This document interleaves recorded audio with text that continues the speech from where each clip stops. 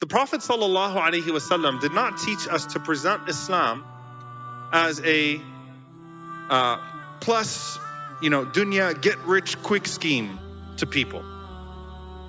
We don't present Islam as this message that, look, if you start doing this, all types of great things are going to happen to you. You're going to get rich. You're going to get palaces.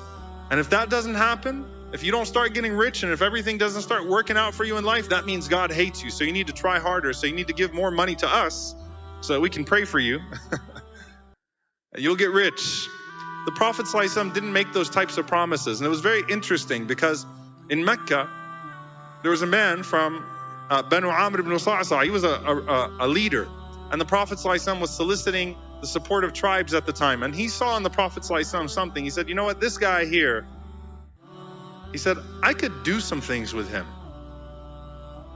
I'm not really interested in his religion, but he's got some qualities. And I could use him. And we could conquer the world with this man. He's just a natural. There's something about Muhammad sallallahu alaihi wasallam, his resilience, the way his followers are, something about him. I want him. So he told the Prophet sallallahu alaihi wasallam, look, I'll follow you on the condition of what? That after you die, we inherit the kingdom. Because I can see that, a lot of great things are going to happen to you. There are some qualities that you have, great leadership qualities. The Prophet sallallahu alaihi wasallam, in his weakest, most vulnerable moments, he looked at him straight in the eye and he said, Al-ardu lillah yurithuha man yasha wal aqibatu lil muttaqin. He said, the earth belongs to God. He gives it to whom he wills. And true success is for those who are God conscious. Victory and success comes to those who are God conscious. I'm not making you any material promises.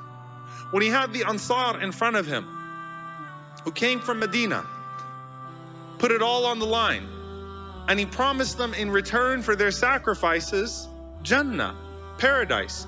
He could have said, listen, I have a feeling things are going to work out really nice for Medina. We're going to establish a world-class civilization, a city. People will come to you from all over the world. You will be enriched. You will become powerful. He didn't say any of that. They asked the Prophet ﷺ, what do we get in return for all the sacrifice that we're making? Putting it all on the line? He said, Jannah, paradise. They said, Rabih al-Bay'. Then it's a profitable transaction. We're in. We're bought into it. As we're trying to present Islam now to so many different people, there's this tendency to say, let's make it easier. And yes, yassiru wa la tu'assiru. The Prophet ﷺ said, make things easy, don't make things difficult. Bashiru wa la tunaffiru. Present things beautifully. Don't deflate people. Present Islam in a beautiful way. Make people's transition easy. Ad-Dīn yusr. All of that is true. But this is a religion that requires sacrifice. This is a religion that requires commitment.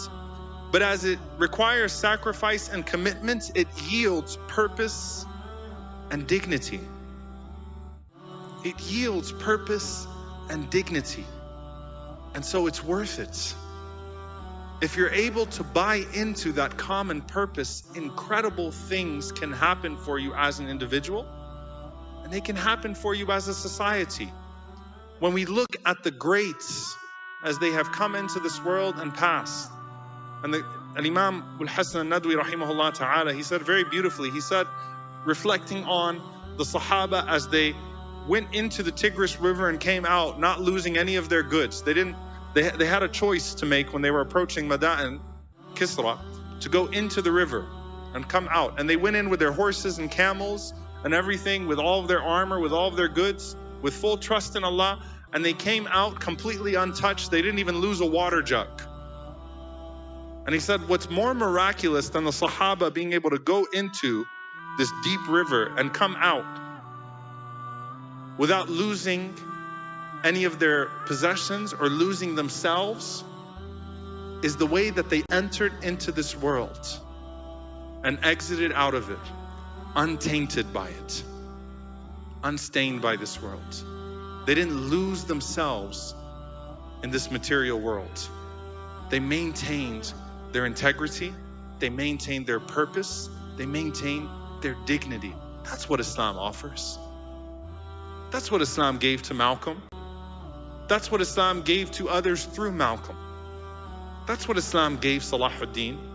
That's what Islam gave the world through Ṣalāḥ ad-Dīn. Dignity, purpose,